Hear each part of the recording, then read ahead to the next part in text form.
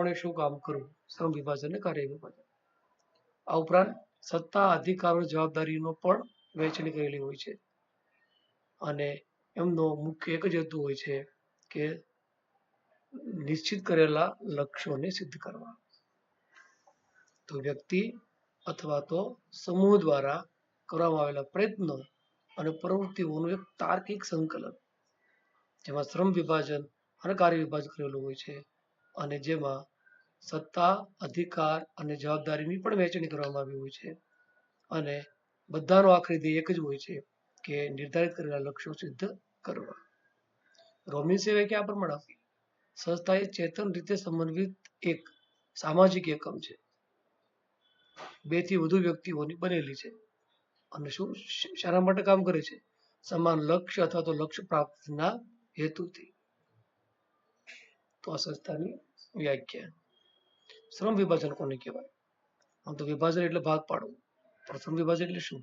તો શ્રમ એટલે કે કાર્યનો ભાગ પાડવો, એટલે કે એક જ વ્યક્તિ બધા જ કાર્ય નહીં કરે, પણ અલગ અલગ વ્યક્તિ અલગ અલગ કાર્ય કરશે. સંસ્થાને ધ્યેય સિદ્ધ કરવા માટે કર્મચારીએ વિવિધ કાર્ય કરવાના હોય છે. સંસ્થાના આ કાર્યોને શ્રમના આધારે જુદા જુદા વિભાગોમાં વહેંચી જુદી જુદી વ્યક્તિઓ અથવા જૂથને સોંપવામાં આવે તે શ્રમ વિભાજન કહેવાય. જુદા જુદા વિભાગોની વહેંચી જુદી જુદી વ્યક્તિને સોંપવામાં આવે છે તે શ્રમ વિભાજન કહેવાય. આ પ્રકારનું શ્રમ વિભાજન કાર્ય આધારિત હોય છે.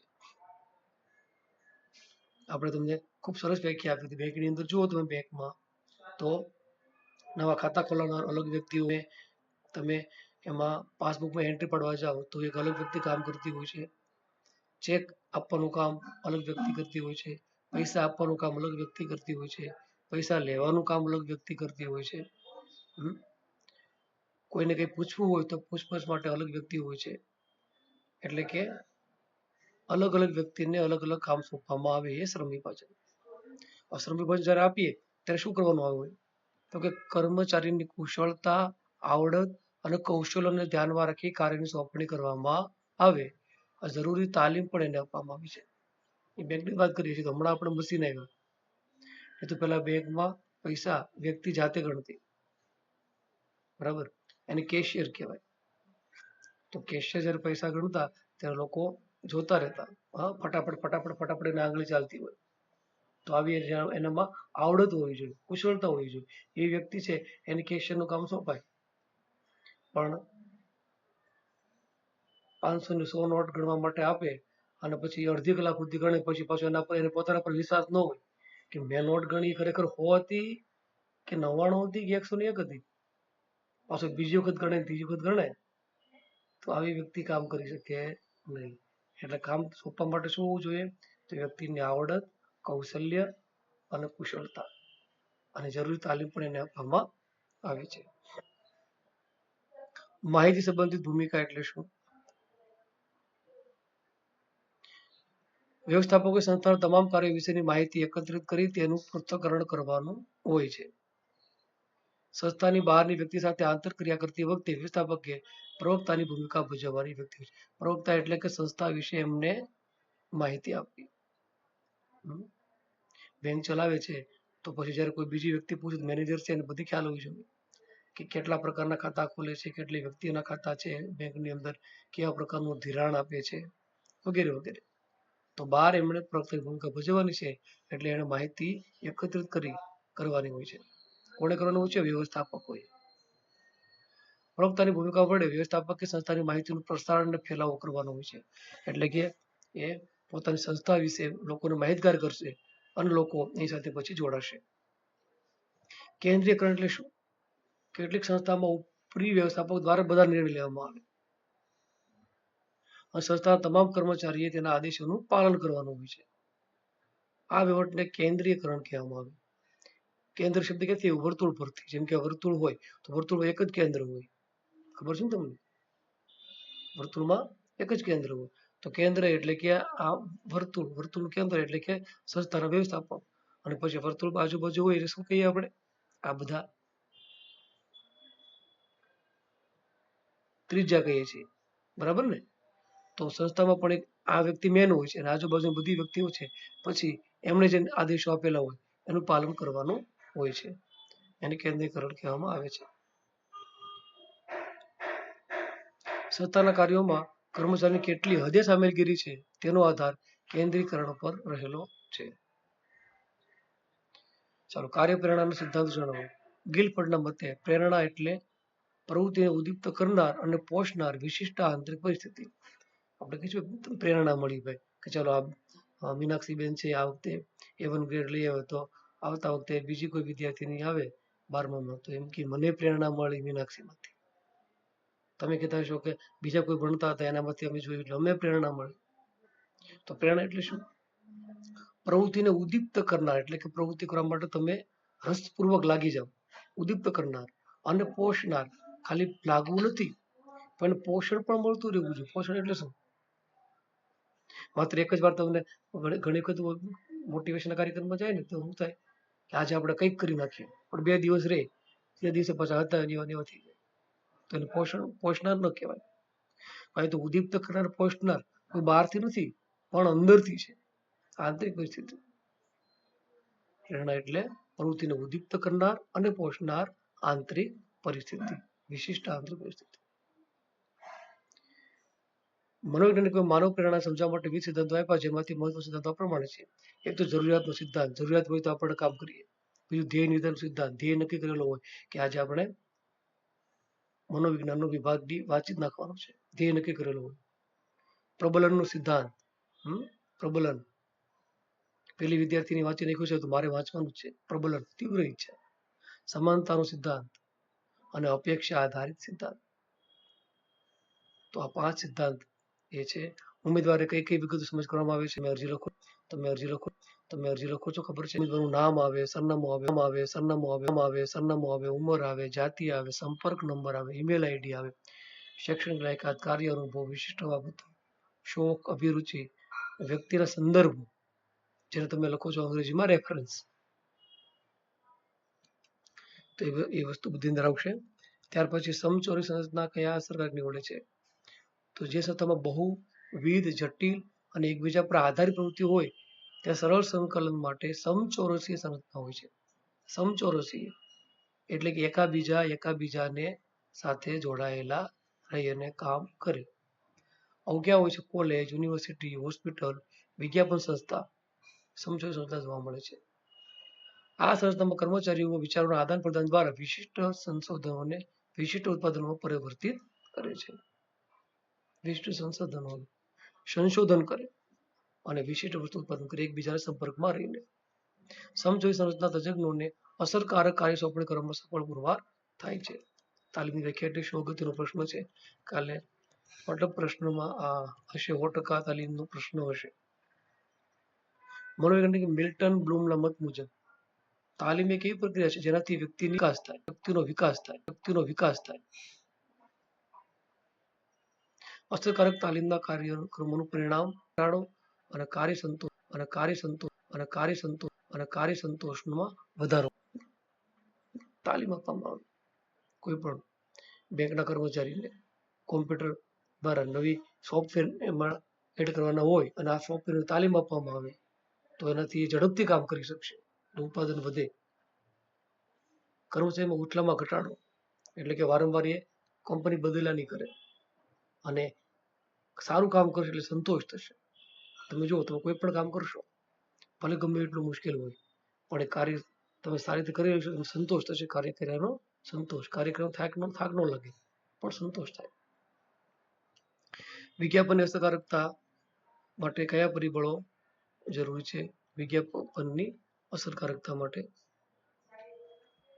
તો વિજ્ઞાપન દ્વારા વ્યક્તિઓમાં જરૂરિયાત અને અભિરુચિ ઉત્પન્ન કરવામાં આવે અને પરિવર્તન લાવવામાં આવે છે. જરૂરિયાત, આપણે જાહેરાત જોઈએ તો આપણે જે વસ્તુ જરૂરી હોય એ આપણને મળી જાય છે અને આપણને અભિરુચિ ઉત્પન્ન થાય અને વ્યક્તિમાં પરિવર્તન આવે. તો મુખ્યત્વે 4 પરિબળ જરૂર છે. શું કહેવું જોઈએ, કેવી રીતે કહેવું જોઈએ, ક્યારે અને કોના દ્વારા કહેવું જોઈએ, કેવી અને કઈ જાહેરાત અસરકારક છે. સાબુ તમે બનાવી દીધો, સાબુ બરાબર ને, કંપની સાબુ બનાવ્યું, હવે સાબુની જાહેરાત કરવી છે તો પેલા સાબુ માટે શું કહેવું જોઈએ?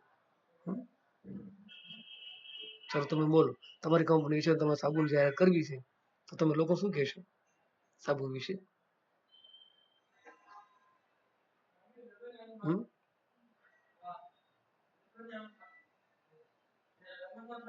એકવાર સાબુનો ઉપયોગ કરો તો વારંવાર ઉપયોગ કરવો પડશે તમારે. અમારા સાબુનો ઉપયોગ કરશો એટલે લોકો તમારાથી દૂર નહીં ભાગે, હે ને? બીજું શું કહેશો સાબુનો ઉપયોગ કરતી વખતે? ચાલો, અત્યારે લાઈવ ક્લાસમાં જોડાયેલા છીએ અને અભ્યાસ કરીએ છીએ મનોવિજ્ઞાનનો. ખૂબ અગત્યનો ટોપિક એવો છે, એના વિશે વાત કરીએ છીએ. અગત્યનો ટોપિક છે કેવી રીતે કહેવું જોઈએ, તો એના વિશે આપણે ઓપિનિયન જાણી લઈએ વિદ્યાર્થીઓના, કે એ લોકો શું ઓપિનિયન આપે છે. તો શું કહેવું જોઈએ, બરાબર, કેવી રીતે કહેવું જોઈએ, પછી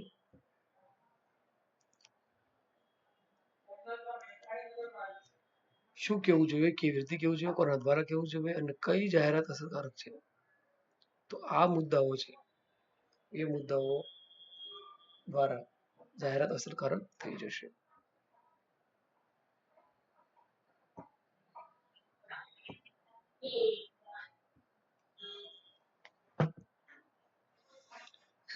તો શું કહેવું જોઈએ, શું કહેશો? અમારું સાબુ વાપરો તમે એમ, તો લોકો તમારે દૂર નહીં ભાગે.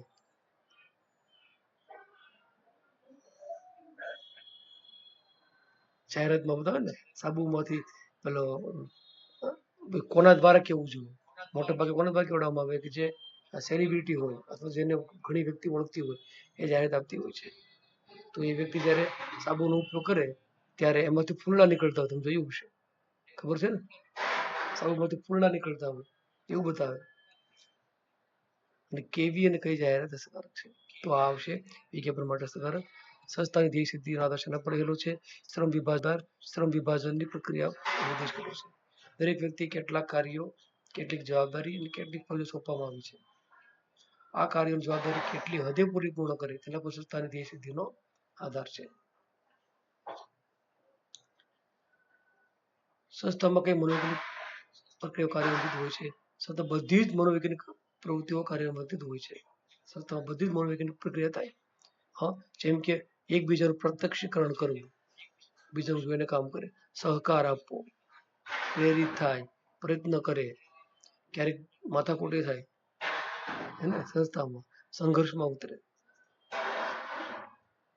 હતાશા કે મનોભાર પણ અનુભવે, મેનેજરે કામ પૂરું ન થાય ત્યારે જૂથમાં કાર્ય કરે, આ રીતે સંસ્થાના નિશ્ચિત ધ્યેયો સિદ્ધ કરવા માટે પ્રયત્ન કરે છે. તો આ હતા વિભાગ સી ના, પણ તમારે જોઈએ છે વિભાગ ડી ના પ્રશ્નો. એટલે વિભાગ ડી લઈએ, સંસ્થાઓના મૂળભૂત કાર્ય તરીકે આયોજન અને સંગઠનની સમજૂતી આપો, અથવા તો વ્યવસ્થાપન મૂળભૂત કાર્ય દર્શાવી કોઈ પણ એકની સમજૂતી આપો. આયોજન અને સંગઠન, એ પ્રશ્ન છે. આયોજન અને સંગઠન, કોઈ પણ સંસ્થાનું સંચાલન વ્યવસ્થાપક વગર થઈ શકે જ નહીં. વ્યવસ્થાપક મૂળભૂત કાર્ય આપણે કરવાનું, પેલું તો આયોજન, પછી સંગઠન, ભરતી અથવા નિયુક્તિ, આગેવાની અથવા નેતૃત્વ અને નિયંત્રણ. સંચાલકો એટલે વ્યવસ્થાપક, પેલું શું પણ આયોજન, ચલો સ્કૂલ બનાવવાની છે મારે, તો સ્કૂલ મારે ક્યાં બનાવવી, કેવી રીતે બનાવવી, કેટલા ધોરણની બનાવવી, કેવી સુવિધા આપવી. પછી સંગઠન, એકલાથી સ્કૂલ નહીં બને, સંસ્થા, બરાબર ને, ઘણા બધા માણસો જરૂર પડશે, તો સંગઠન. પછી એ માણસો માટે ભરતી માટે કોઈ પ્રક્રિયા કરવી પડશે ને, ભરતી અથવા નિયુક્તિ, કે સીધા તો લઈ લેવાય નહીં, એની લાયકાત જોવે, એની આવડત જોવી જોઈએ, એટલે ભરતી અથવા નિયુક્તિ. હવે આયોજન કરી દીધું, સંગઠન કર્યું, ભરતી કરી દીધી, હવે બધા કર્મચારી આવી ગયા, તો એને હવે આગેવાની આપવી પડશે, નેતૃત્વ કરવું પડશે. અને જો કોઈ કામ બરાબર ન કરે તો એને એના પર નિયંત્રણ પણ લાવવું પડશે. એમાંનું એક છે આયોજન. સંસ્થા કેટલાક ધ્યેયો સિદ્ધ કરવા માટે રચાય. એની મૂળ વ્યાખ્યા છે, સંસ્થા બનેલી શું કામ? ધ્યેય પ્રાપ્તિ માટે, ધ્યેય સિદ્ધ કરવા માટે બનેલ છે. હેતુ ધ્યેય સિદ્ધ કરવાનો છે. સંસ્થાએ નક્કી કરેલા ધ્યેયો સિદ્ધ કરવાની પદ્ધતિની સ્પષ્ટતા થવી જોઈએ. કે કેવી પદ્ધતિથી આપણે ધ્યેય સ્પષ્ટ કરીએ. સંસ્થામાં ઉચ્ચતમ અધિકારો ધરાવતા વ્યવસ્થાપકો લક્ષ્યો નક્કી કરવાની જવાબદારી સ્વીકારે છે. લક્ષ્ય નક્કી કરે કે ચાલો કોઈ સ્કૂલ છે એ લક્ષ્ય નક્કી કરે કે આ વર્ષે આપણા 12મા ધોરણના આટલા વિદ્યાર્થીઓ છે એ 80 ઉપર માર્ક્સ લાવે, એ પ્રમાણે આપણે એ લોકોને આખું વર્ષ તૈયારી કરાવી. તો ઉચ્ચ અધિકાર ધરાવતા વ્યવસ્થાપકો લક્ષ્ય નક્કી કરે. આમ સંસ્થામાં આયોજન કરતી વખતે સૌપ્રથમ સંસ્થાના ધ્યેયોની વ્યાખ્યા સ્પષ્ટ કરવામાં આવે છે. મોબાઈલ કંપની છે તો મોબાઈલ કંપની બને તેની પહેલા એનું ધ્યેય છે ને એમનું કે આપણે આવી રીતે લોકોને ઉપયોગી બને તેવો મોબાઈલ આપણે બનાવશું, માર્કેટની અંદર આપણે ઉભા રહીશું, સ્પર્ધામાં આપણે ઉતરીશું. તો સંસ્થા ધ્યેયની વ્યાખ્યા સ્પષ્ટ કરવામાં, ત્યારબાદ ધ્યેય સિદ્ધ કરવા માટે પ્રયુક્તિઓ નક્કી કરવામાં આવે, કઈ પદ્ધતિથી આપણે કામ કરશું. આ ઉપરાંત સંસ્થામાં કામ કરતા કર્મચારીઓની પ્રવૃત્તિઓનું એકત્રિત કરી સમગ્ર યોજના તૈયાર કરવામાં આવે છે. કર્મચારીની પ્રવૃત્તિઓને એકત્રિત કોણ કોણ શું પ્રવૃત્તિ કરે એ પણ જાણવું પડશે ને, પછી યોજના તૈયાર થાય. સૌપ્રથમ સંસ્થાનો સ્થાપના કોણે કરી હતી? ધ્યેય નક્કી કર્યા હતા ચકો અને ચક્કી. બહુ પ્રખ્યાત વાર્તા. ચકો અને ચક્કી ધ્યેય પ્રાપ્ત કર્યું હતું ખીચડી બનાવવી, કાર્ય વેચણી કરી નાખી. ચકો લેવું ચોખાનો દાણો, ચક્કી લાવી મગનો દાણો, પછી એની બનાવી ખીચડી. વાર્તા બહુ પ્રખ્યાત છે હે ને. તો ધ્યેય નક્કી કર્યું એમણે, સમગ્ર યોજના તૈયાર કરી, પ્રવૃત્તિ એકત્રિત કરી અને યોજના તૈયાર કરી દેવામાં આવી. પછી તો આગળ જે થયું તે, પણ આપણે એ પેલા બંને નક્કી તો કર્યું હતું બંને કે આપણે ખીચડી બનાવી છે, કોણ શું લાવશે. પછી ભલે ચકો ખાઈ ગયો ખીચડી, પછી રાજાએ સજા કરી, આ બધું તમે અંદર શીખી ગયા છો વાર્તામાં હે ને. તો આયોજન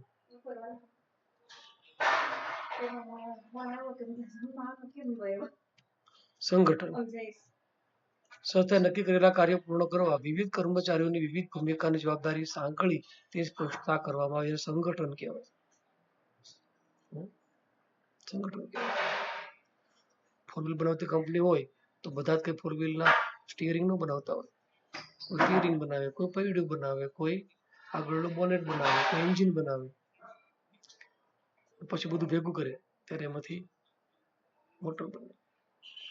તો કર્મચારીની ભૂમિકા અને જવાબદારી સાંકળી સ્પષ્ટતા કરવામાં આવે છે. એની ભૂમિકા શું છે, જવાબદારી શું છે, એને સંગઠન કહેવામાં આવે છે.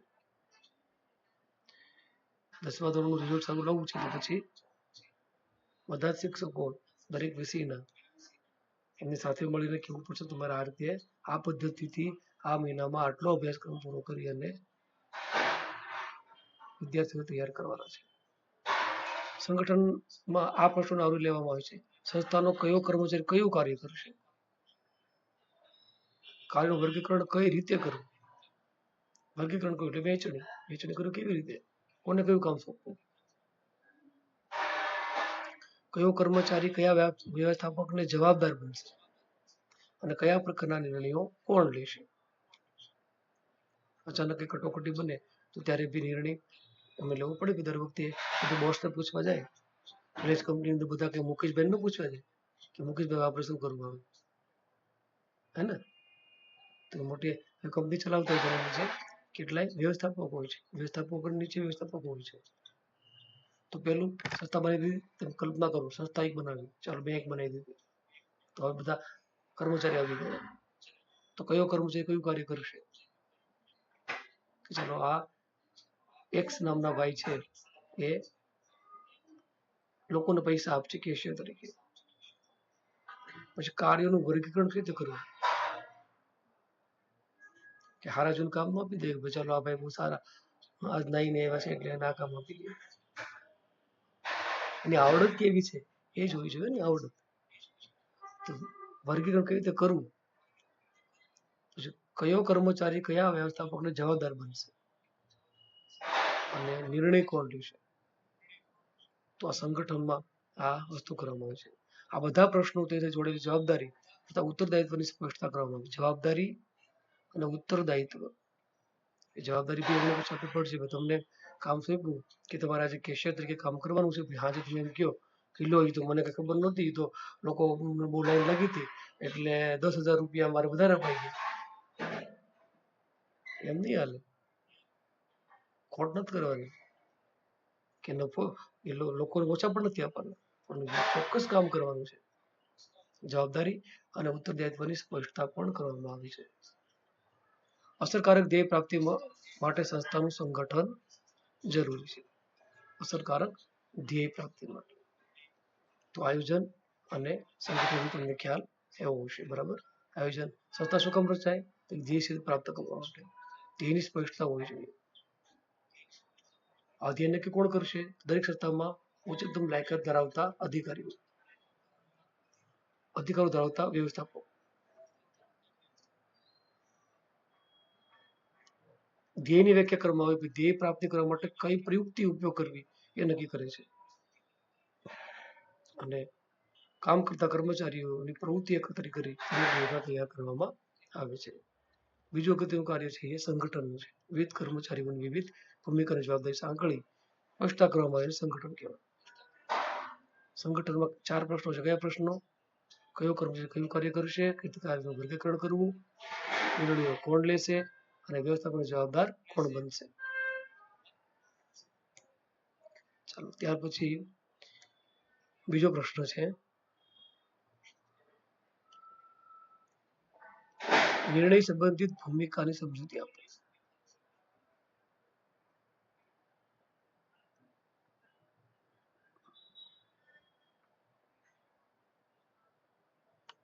નિર્ણય સંબંધિત ભૂમિકા.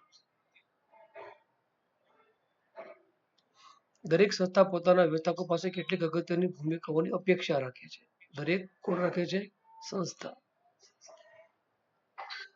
મનોવૈજ્ઞાનિક મિન્ટ્સબર્ગે કરેલા અભ્યાસના આધારે વ્યવસ્થાપકોની 10 ભૂમિકાઓ નક્કી થાય છે અને બધી ભૂમિકાઓ આંતર સંબંધિત હોય છે, એકબીજા પર આધાર રાખીને હોય છે. કોણે? મિન્ટ્સબર્ગ. સંસ્થા પોતાના વ્યવસ્થાપકો પાસે કેટલીક અગત્યની ભૂમિકાની અપેક્ષા રાખે છે. કઈ કઈ અપેક્ષા છે? 10. તો આ ભૂમિકાને 3 વિભાગમાં વર્ગીકૃત કરવામાં આવી છે. આંતર વૈયક્તિક ભૂમિકા, માહિતી સંબંધિત ભૂમિકા અને નિર્ણય સંબંધિત ભૂમિકા. આ પ્રશ્ન કદાચ આપણે ટેસ્ટ લીધી એમાં હતો.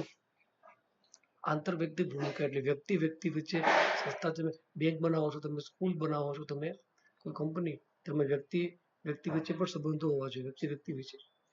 આંતર વૈયક્તિક. માહિતી સંબંધિત ભૂમિકા એને બહારથી માહિતી મોકલવાની છે, માહિતી મેળવવાની છે. નિર્ણય સંબંધિત ભૂમિકા જે તે સમય શું નિર્ણય લેવો તે. નિર્ણય સંબંધિત ભૂમિકાની સમજૂતી પ્રમાણે છે. વ્યવસ્થાપકો નિર્ણાયક તરીકે ભૂમિકા ભજવવાની હોય છે.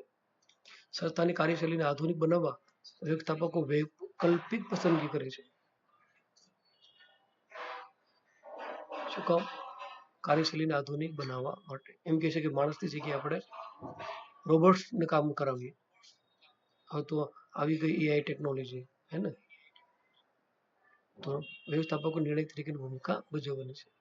નવા વિચારો, નવા કાર્યોની પહેલ કરે છે. કેટલીક વાર સમસ્યા ઉકેલ માટે પ્રગતિશીલ નિર્ણય પણ લેવા પડે છે. કોઈ સમસ્યા આવી ગઈ, કોઈ કર્મચારી બરાબર કામ ન કરતો હોય તો એમને છૂટો પણ કરવો પડે, આ નિર્ણય પણ લેવા પડે છે. વ્યવસ્થાપકે કર્મચારીની ફરજો સોંપણી અને તેના માટે જરૂરી આવશ્યક સંસાધનો અંગે નિર્ણયો પણ લેવા પડે છે. કર્મચારીને કામ સોંપ્યું પણ એને જરૂર હોય ટેકનોલોજીની, કોમ્પ્યુટરની, સોફ્ટવેરની, તો એ પણ પૂરા પાડવા પડે ને. આવશ્યક સંસાધનો અંગે નિર્ણયો પણ લેવા પડે છે. આમ વ્યવસ્થાપકે નિર્ણય તરીકે વિવિધ પ્રકારની ભૂમિકા ભજવવાની હોય છે. તો 3 ભૂમિકા હોય છે: આંતરવૈયક્તિક, માહિતી સંબંધિત અને નિર્ણય સંબંધિત. એમાં નિર્ણય સંબંધિત વિશે આપણે સમજાવવાનું છે કે વ્યવસ્થાપક નિર્ણાયક તરીકે ભૂમિકા ભજવે છે. હવે કોઈ પણ સંસ્થાને દિવસે દિવસે આધુનિક બનાવતા હોય છે, બરાબર ને? તો એ આધુનિક બનાવવા માટે અત્યારે તમે જુઓ કે હવે ખાલી શાળાની વાત કરીએ તો શાળામાં પહેલા શું હતું કે ભાઈ ચોક અને બોર્ડથી ભણાવતા હતા. હવે આમાં પણ LCD ટીવી આવી ગયા, નીચે બેસીને ભણતા બેન્ચીસ આવી ગયા, એમાં અલગ સુવિધાઓ આવી ગઈ, AC ક્લાસ બની ગયા. એટલે કે કોઈ પણ સંસ્થા છે કાર્યશૈલીને આધુનિક બનાવવી વૈકલ્પિક પસંદગી કરે, નવા વિચારો નવા કાર્યોની પહેલ કરે, પ્રગતિશીલ નિર્ણય લે, ફરજોની સોંપણી અને આવશ્યક સંસાધનોનો નિર્ણય પણ લે છે. આપણે અહીં અગત્યના પ્રશ્નો છે એનો અભ્યાસ કરીશું. લેખિત કસોટીની સમજૂતી આપો. આ કસોટી શું કામ લેવામાં આવે છે મને કહો. કસોટી શું કામ લેવામાં આવે છે? કર્મચારીની પસંદગી માટે. વિવિધ પ્રકારના કાર્યોમાં વિવિધ કર્મચારીની યોગ્ય પસંદગી માટે વિવિધ પદ્ધતિનો ઉપયોગ લેવામાં આવે છે. કર્મચારી પસંદગી માટેની લેખિત કસોટીની પદ્ધતિ નીચે મુજબ છે. લેખિત કસોટી: અરજદારની બુદ્ધિ, તર્ક સુસંગતતા, મનોવલણો, અભિયોગ્યતા, અભિરુચિ, વ્યક્તિની કાર્યનિષ્ઠા, કર્તવ્યપરાયણતા, નીતિમત્તા, આદર્શો વગેરે ગુણ લક્ષણોની ચકાસણી માટે લેખિત કસોટીઓ લેવામાં આવે છે. એમાં વિકલ્પો હોય છે. એક પ્રશ્ન હોય એમાં વિકલ્પો કે આવી પરિસ્થિતિ બને તમે શું કરશો? અને વ્યક્તિ જ્યારે એ 4 વિકલ્પમાંથી વિકલ્પ પસંદ કરે તો એના આધારે જે આ કસોટી ચેક કરનાર છે એ મનોવૈજ્ઞાનિકો હોય છે અથવા તો બહુ જાણકાર હોય છે, એ લોકો તરત સમજી જાય કે વ્યક્તિએ આ વિકલ્પ શું કામ પસંદ કર્યો છે. સામાન્ય રીતે કોઈ પણ વ્યક્તિ છે એ કોઈ પણ પરિસ્થિતિ વિશે લખશે તો શેના આધારે લખશે? પોતાના અનુભવના આધારે, પોતાના મનમાં શું ચાલે છે એના આધારે. તો લેખિત કસોટી દ્વારા જાણી શકાય. અમે ઘણી વખત આવું કરીએ, બાળકોને પ્રશ્ન પૂછીએ કે ચાલો તમારે પાંખ હોય તો શું થાય? તો બધાને પાંખો આવી જાય તો પછી તો બધા લખવાનું કહેવાનું, બોલવાની તો પછી કોપી કરી બોલવાનું હતું. તો કેટલાક શું લખીએ ખબર છે? પાંખ હોય તો કે ચાલો અમારે સ્કૂલે આવવામાં સરળતા રહે, ઝડપથી આવી જાય, ટ્રાફિક ન થાય, બરાબર. તો કોઈ એવું લખે પાંખ હોય ને તો એમ કે કોઈની વસ્તુ આપણે ચોરી ઉડી જાય. કેટલાક આવા પણ વિચાર હોય. લખવાનું બધે ફરજિયાત, 5 પૈકી ફરજિયાત લખવાનું. તમારે આવું તમે આ શું કરો? ઘણી સંસ્થા તો એમાં જ્યારે તમે અરજી આપો ત્યારે એવો આગ્રહ રાખે કે ઉમેદવારે સ્વ હસ્તાક્ષરમાં અરજી લખવી. હસ્તાક્ષર છે ને એ પણ એક પ્રકારનું વિજ્ઞાન છે. મનોવૈજ્ઞાનિકો અક્ષર લેખન પરથી પણ વ્યક્તિને ઓળખી જતા હોય છે કે આ વ્યક્તિ કઈ રીતનો છે. બધા અક્ષરો સીધા છે, ત્રાંસા છે, મોટા છે, કઈ રીતના છે. અક્ષરના કદના આધારે વ્યક્તિની માનસિક સ્થિતિ જાણી શકાય છે. તો અરજદારમાં કેટલી બુદ્ધિ છે, તર્ક સુસંગતતા છે, મનોવલણો, અભિયોગ્યતા, અભિરુચિ, કાર્યનિષ્ઠા, કર્તવ્યપરાયણતા, નીતિમત્તા, આદર્શો આ બધું જાણવા માટે લેખિત કસોટી લેવામાં આવે. લેખિત કસોટી અને મનોવૈજ્ઞાનિક કસોટી દ્વારા વસ્તુલક્ષી અને પરિમાણાત્મક માપન થાય. વ્યક્તિની પસંદગી માટે અન્ય બાબતની જાણકારી, વ્યક્તિત્વ ગુણ લક્ષણ ઉપરાંત વ્યક્તિના અન્ય ગુણોના માપનમાં આ કસોટી વધુ પ્રચલિત અને વ્યાપક છે. વ્યક્તિની પસંદગી તો કરવાની, અન્ય બાબતની જાણકારી. વ્યક્તિત્વ લક્ષી ગુણ કયા છે? જે સંસ્થાની અંદર જ્યારે કોઈ પણ કામ કરતું ખાલી એટલું જરૂર નથી કે સર્ટિફિકેટ એને આવી ગયું કે ચાલો એમણે એ એન્જિનિયર થઈ ગયા, એન્જિનિયરની અંદર ગોલ્ડ મેડલ લઈ આવ્યા, એટલું જરૂર નથી. એનામાં એક માણસ તરીકેના કેટલા ગુણો છે, માનવતા તરીકે કેટલા ગુણો છે, એનો સમજ શક્તિ કેટલી છે. ઘણી વખત એવું બનતું હોય કે વ્યક્તિની પાસે માત્ર સર્ટિફિકેટનું કાગળ હોય, પેપર હોય છે, પરંતુ એમને સમજદારી, બીજી વ્યક્તિને સમજવાની એમનામાં ક્ષમતા નથી હોતી. એટલે વ્યક્તિલક્ષી ગુણો ઉપરાંત અન્ય ગુણોનું માપન માટે આ પ્રચલિત છે. આ પ્રકારે લેખિત કસોટી તૈયાર મળતી હોય છે. કેટલીક વાર વ્યવસાયને અનુરૂપ નવી કસોટીઓ પણ તૈયાર કરવામાં આવે છે. ટીચરમાં હોય ને પ્રશ્ન પૂછવામાં આવે, તમે શાળામાં શિક્ષક છો, બરાબર છે, અને એક વિદ્યાર્થી છે એ મોડો આવે છે તો તમે શું કરશો? વિચારો ઓપ્શન હોય. એ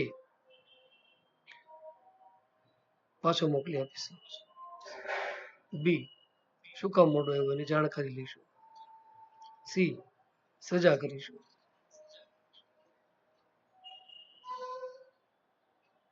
તો ત્રણમાંથી કયો વિકલ્પ પસંદ કરે વ્યક્તિ એના આધારે એ વ્યક્તિની મનોદશા જાણી શકાય. એવી રીતે 13 કસોટી મળતી હોય છે. સામાન્ય સંજોગોમાં આવી કસોટીઓની પ્રમાણિકતા, ધોરણો, યથાર્થતા અને વિશ્વસનીયતા જાણ્યા પછી ઉપયોગમાં લેવી જોઈએ. કસોટી કોણે તૈયાર કરી છે? એનું માપદંડ શું છે? ધોરણો, યથાર્થ અને વિશ્વસનીયતા. આ 4 વસ્તુ જાણ્યા પછી કસોટી લેવી જોઈએ. તો લેખિત કસોટી આ પ્રમાણે ઉપયોગી બને છે.